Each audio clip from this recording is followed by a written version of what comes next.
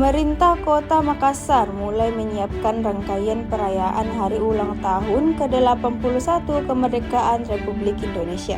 Kegiatan Agustusan tersebut bakal diikuti jajaran pegawai di lingkup pemerintah Kota Makassar. Beragam lomba disiapkan untuk membangun suasana kebersamaan antar pegawai.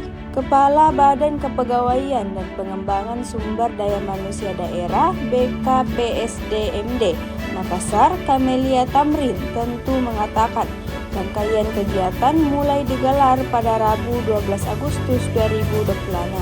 Rangkaian kegiatan kemudian berlanjut pada Kamis dengan sejumlah perlombaan yang diputuskan di Balai Kota Makassar.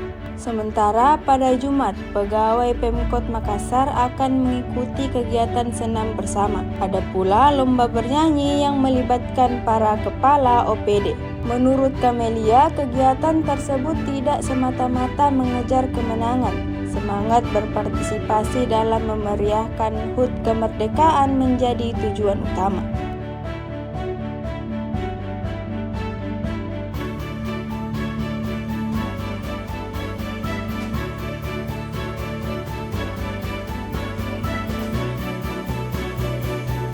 Kita semua menjadi bagian yang harus hadir dan ikut memeriahkan.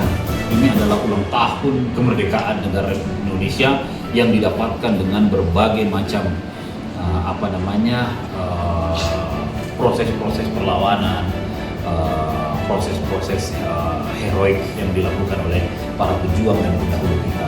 Saatnya sekarang kita mengisi dengan jalan proses pembangunan, memberikan apa yang kita miliki dan memperlihatkan bahwa kita hadir bersama-sama dengan negara, kita ikut melaksanakan apa yang menjadi aturan-aturan kegiatan negara, dan saya bilang salah satu cara kita untuk mengisi kemerdekaan kita sekarang. Maka dari itu, ayo kita sama-sama merayakan hari ulang tahun negara Republik Indonesia yang sama-sama kita cintai. Khusus mulai perayanya, besok ada pertandingan tenis meja di MDC. Terus hari Kamis itu lomba rakyat, lomba pertandingan di Balai Kota. Hari Jumat itu senam dan lomba nyanyi kalau PD.